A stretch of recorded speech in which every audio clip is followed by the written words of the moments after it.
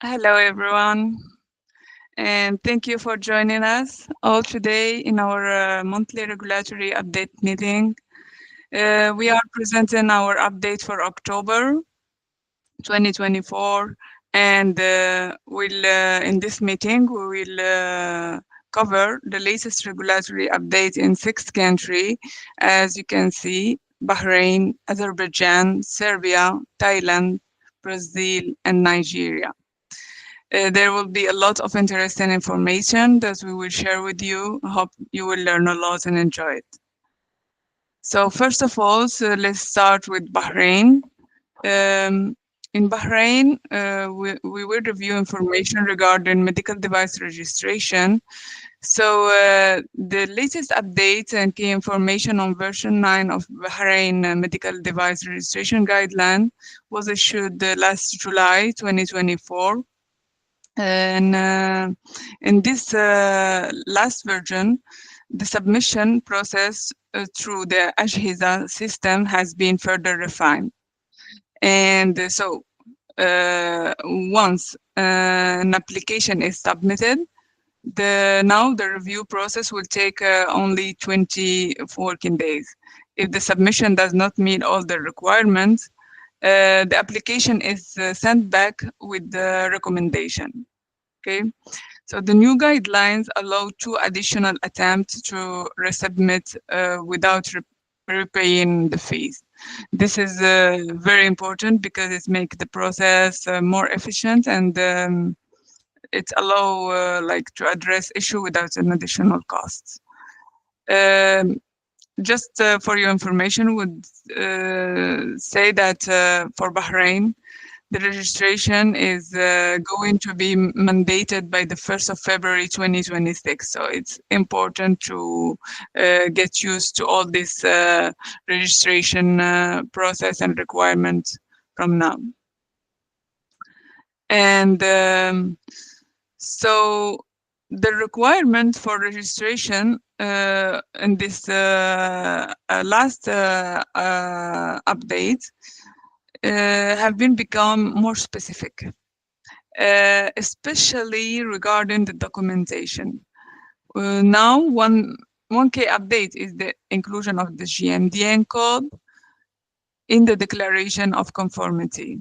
And another significant change involved the stricter verification of quality assurance certificate. And for Class 3 devices and Class D IVD, there is now a conditional requirement for EC design examination certificate or FDA certificate to foreign governments, like CFG. And we're still talking about this same update, the same guideline. We can say that it provides a clear guideline for registering software as medical device, something that was only briefly mentioned in the earlier version. So now we have a clear definition of the software as medical device per Bahrain regulation, and it specifies that it follows the same registration process and requirements as the traditional medical devices. And there is now also a clearer distinction between major and minor variation and license registration, with a detailed example provided in this new guideline. So for the process of amendment, we have more example. We can understand more the process. And the timeline of the authority for reviewing all these amendments of variation now is set to 20 working days. Additionally, for the software, updates are categorized based on their impact on the device function. We are talking about the amendment. So in this updated version of this product registration guideline for Bahrain, it also introduces a more detailed bundling process, categorizing devices into 5 groups: similar medical devices, medical device family, medical devices system, medical devices procedure packs, and IVD.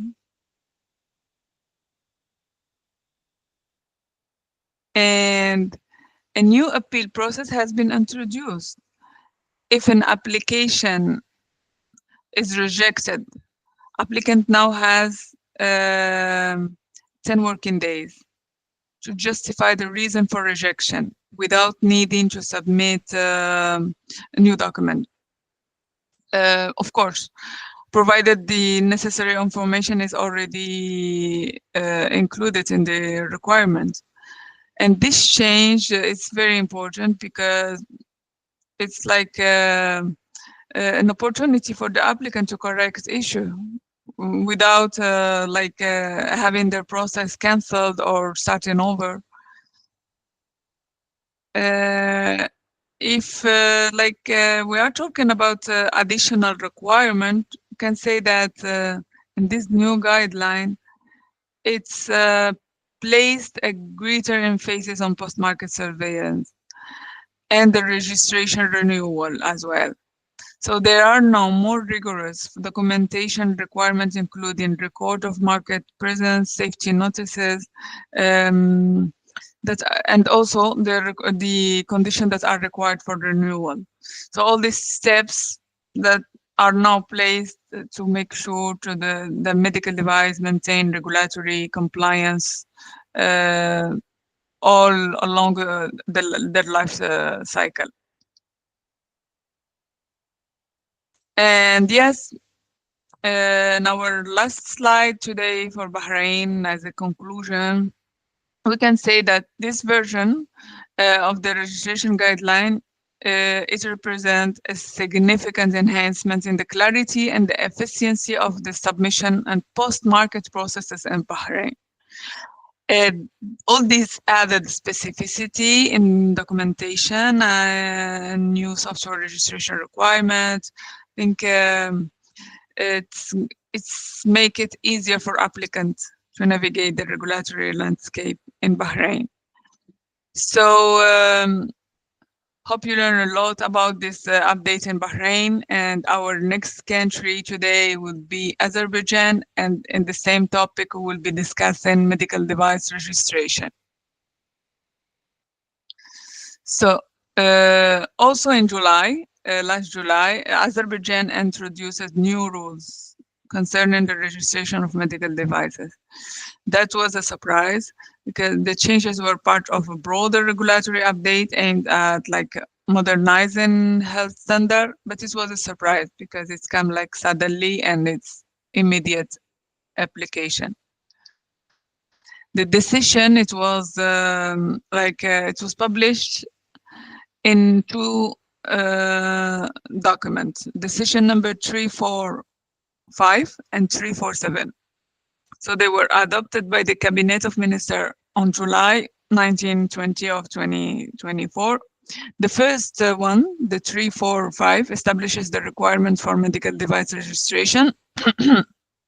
And the second one, the update is an update of the procedure for examining both medical devices and IVD. We'll go through this. So the new registration requirement targets all medical devices except class 1, which are considered low risk. This means that medium, high, and increased risk devices must undergo state registration to ensure their compliance and safety. And to register a medical device now in Azerbaijan, applicant must submit comprehensive documentation, including product details, classification, manufacturer credential.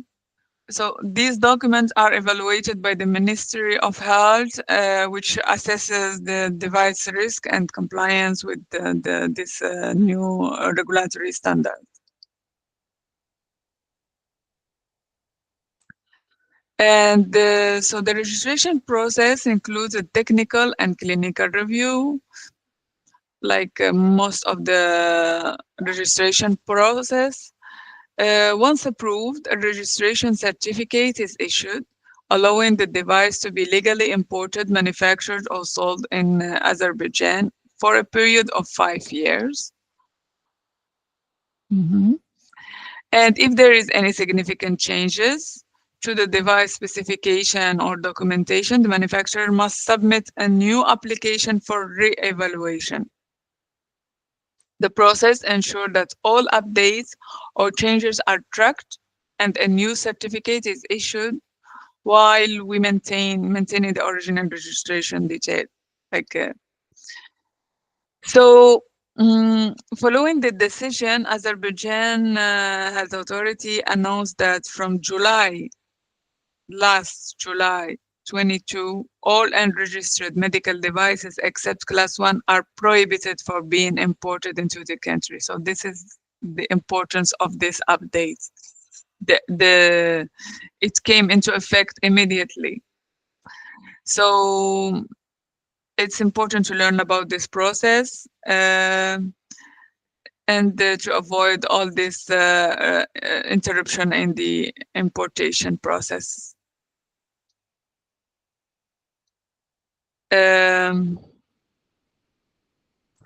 So the key update in the decision, the second document, the 347, that amended the procedure for examination of medical devices and IVD, as we said, is the introduction of a simplified expert review, which allows certain devices,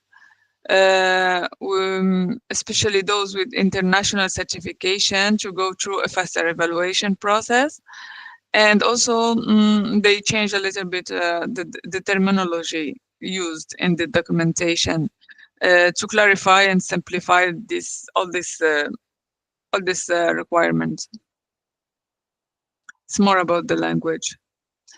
And so this simplified review process benefit devices that already hold international registration to allow them to bypass some of the more complex processes that are typically required.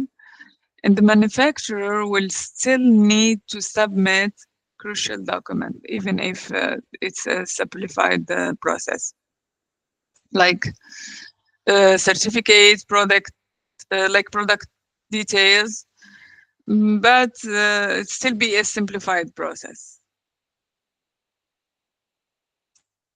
Finally, so the import rules have been updated. So importers must ensure that their documentation complies with the new standard, which include details, product information, and certificates.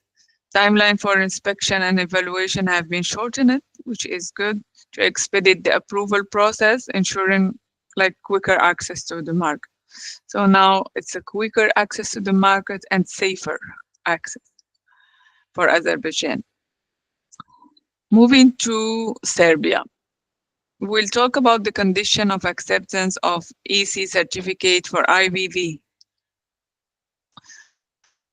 So, the Serbian Medicine and Medical Device Agency has updated the recognition process for EC certificates in line with what's already known about the European transition from IVDD to IVDR. So this change became effective last month, September 6th, to ensure national regulations are aligned with all the European standards. So for for EC certificates issued under the old directive that were still valid on May 26 of 2022, the transition grant extended validity until December 31 of 2027. This extension is contingent upon meeting certain conditions, as we know, primarily to ensure continued compliance as for this with the safety and all the standards. And yeah, let's see the condition. So the key condition for extended certificate validity include ensuring that no significant changes have been made. Okay, either to the design or to the intended use, and that the device poses no health risk, that the manufacturer adopts a compliant quality management system by May 26, 2025, next year.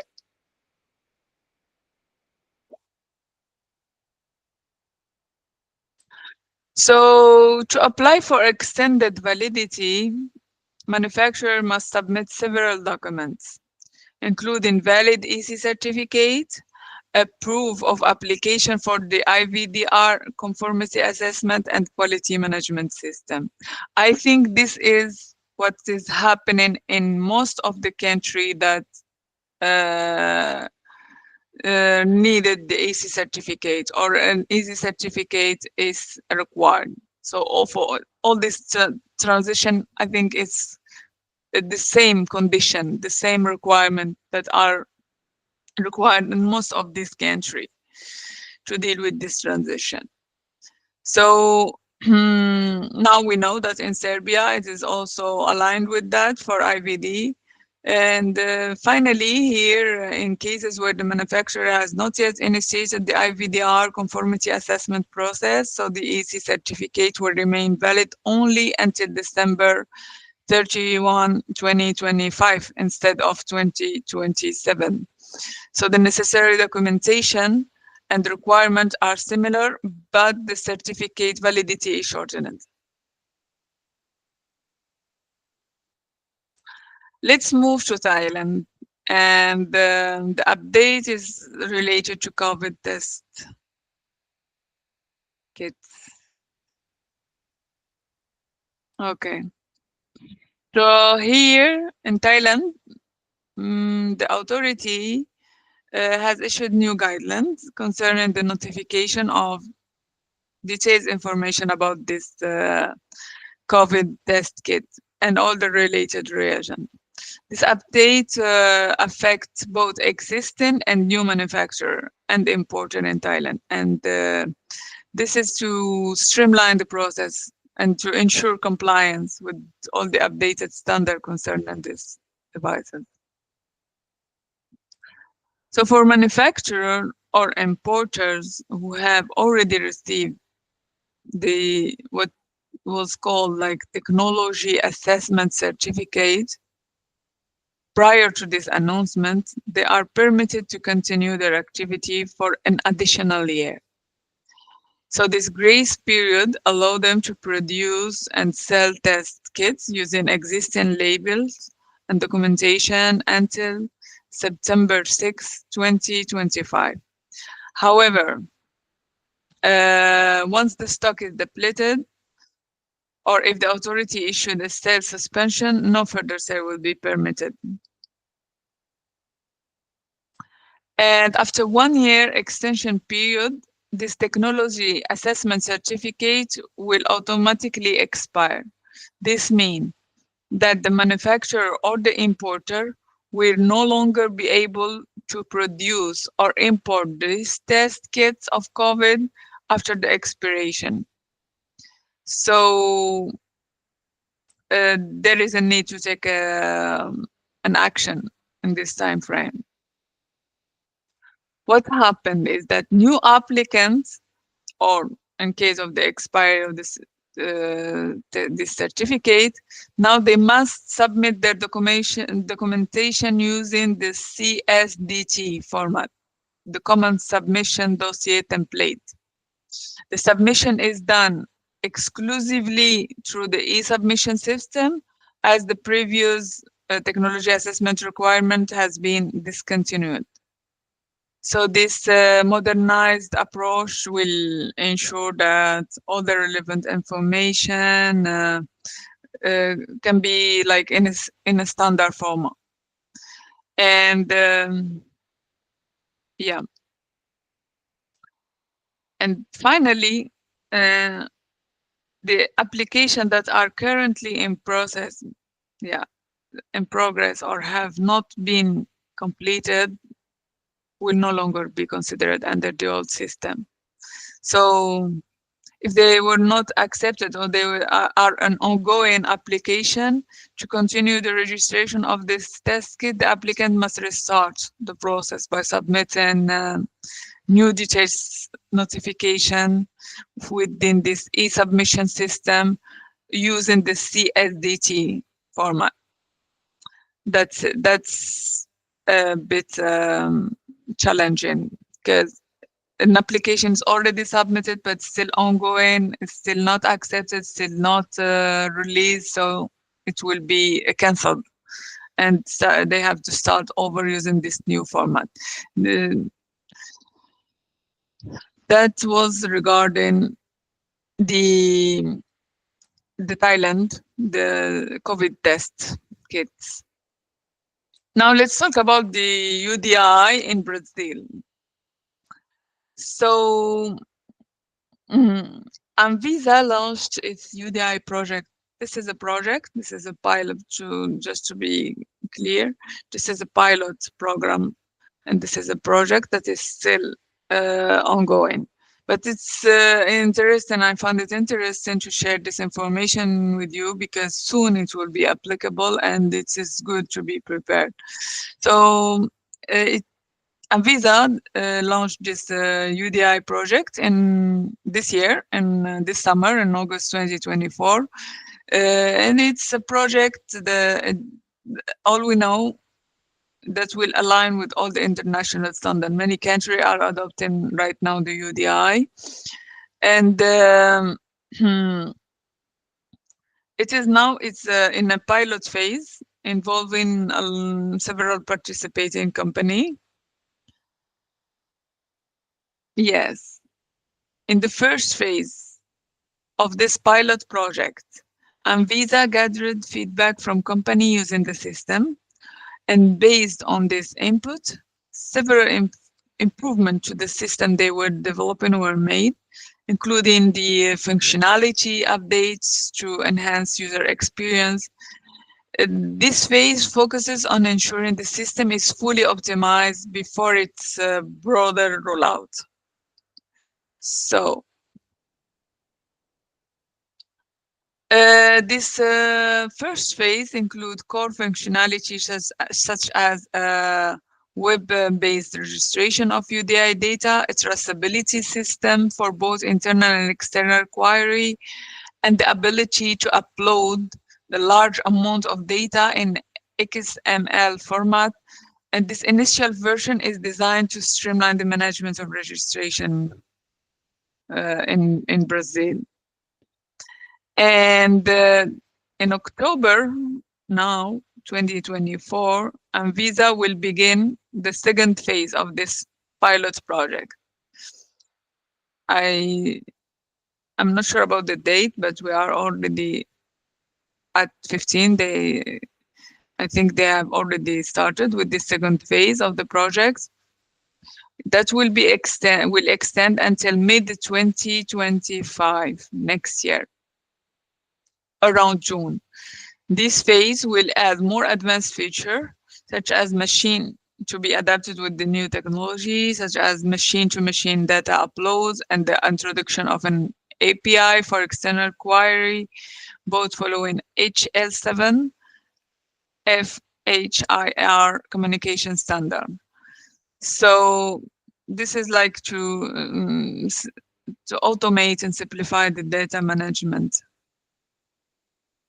So finally, although the phase 1 was completed in September, the system will not be fully available to the public until the normative instruction is published.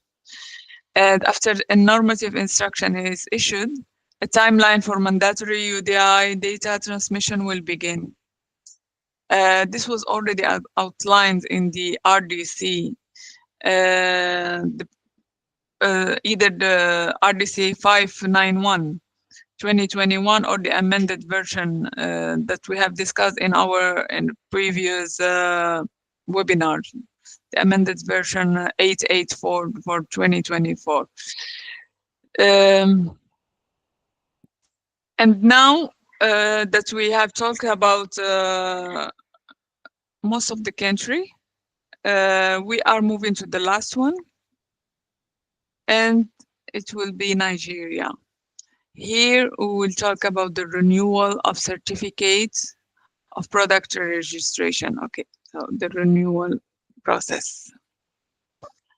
Here, I will be presenting a comparison that focuses on the key updates between the 2019 and 2024 version of this guideline regarding the renewal.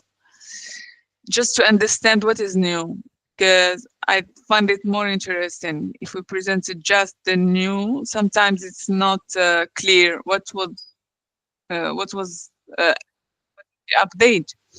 In this case, I think a comparison was suitable. So the new version has been expanded to cover broader range of products and include international standards to align Nigeria regulation with global practices. We'll see how. So a significant update in the 2024 guideline is the inclusion of a locally manufactured medical devices in addition to the imported one, because in the previous version, only imported devices were considered for renewal. So now it's the scope of the new guideline is much broader. Okay, that was the first item to highlight. And second thing, the new 2024 guideline emphasize alignment with international regulation, specifically referencing to IMDRF standards. So this integration helped to standardize Nigeria regulatory framework, particularly for IVD, enhancing all the country global compliance. And yeah. So the basic application process remains similar between the two versions, with both requiring forms and documentation submission. However, in this new guideline, there is a use of a new portal called NAPAMS. It is more for a more efficient submission and approval. So the process and the requirement are the same, but it should go through this portal. More friendly. It's supposed to be more friendly, yes. And the product sampling is still required, but the 2024 guideline add a digital dimension by allowing electronic submission through this same portal. So it reduces paperwork and expedite sampling and inspection processes. So enhancement to the process.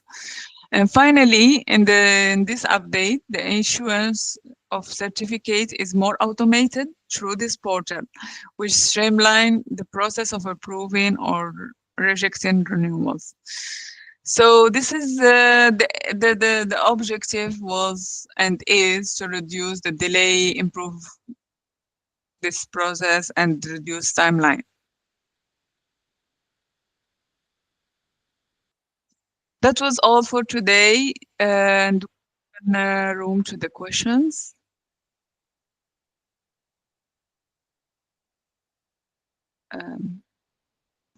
Have to go through this.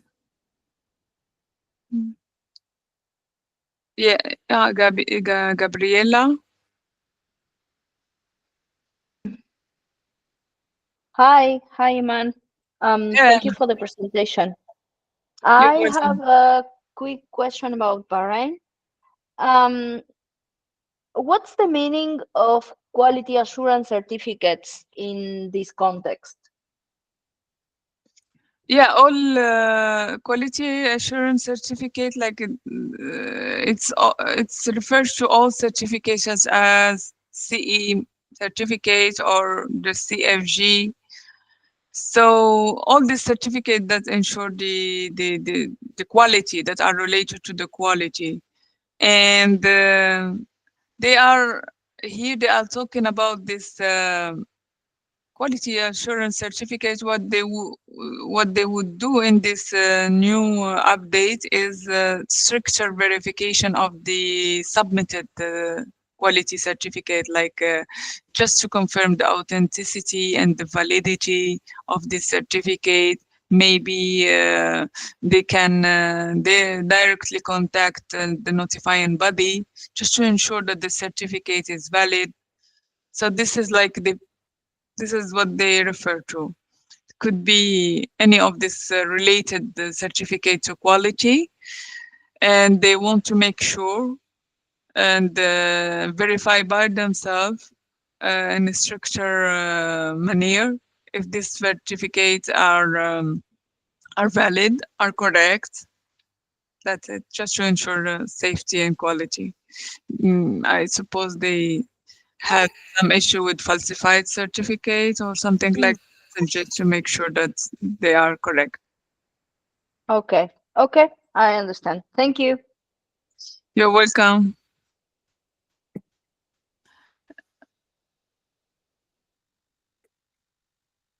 Yes, Carlina. Hi, Iman. Thank you for the presentation. Hello. I have another question about Bahrain. Is there any bundling for IBDs there? Um, yes, there is a bundling. It's still allowed for IVD, but the criteria is very strict. The IVD can be all together bundled in one application or in one submission, but they have to be from the same manufacturer, the same risk classification, the same intended use. Even this quality certificate that we just talked about, they have to be all under the same original approval. So it's very, very strict. Okay, thank you, Iman. But it's still allowed. Okay, You're thanks. welcome. I'm not sure if there is any other question. Oh yeah, this still be true in queue. Edith, yes. Hi, Hi, man. Edith. Thank Hi. you for the presentation.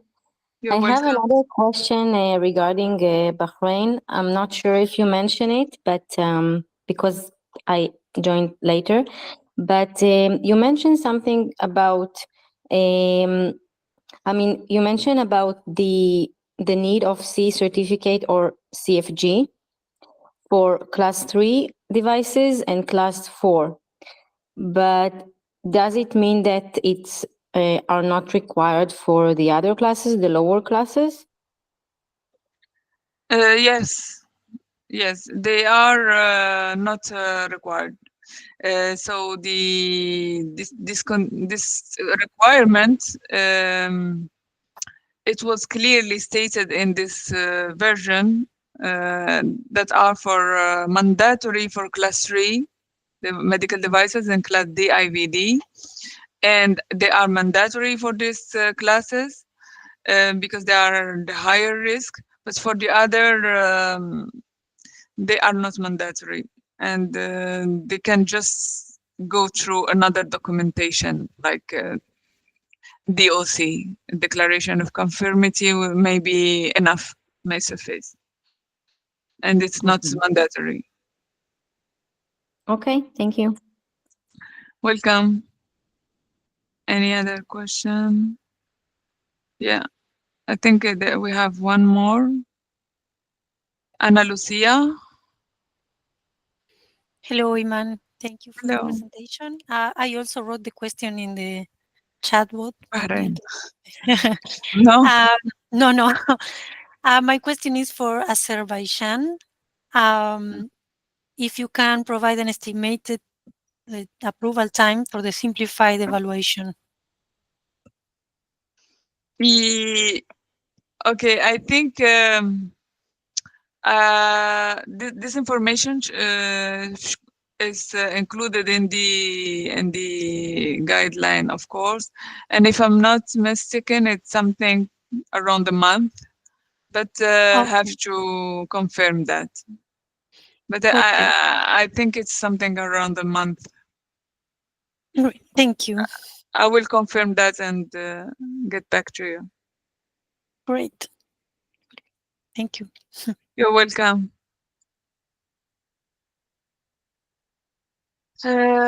Okay, if we don't have any other question, I would like to thank you again and hope you learned a lot about this country, especially this in this webinar.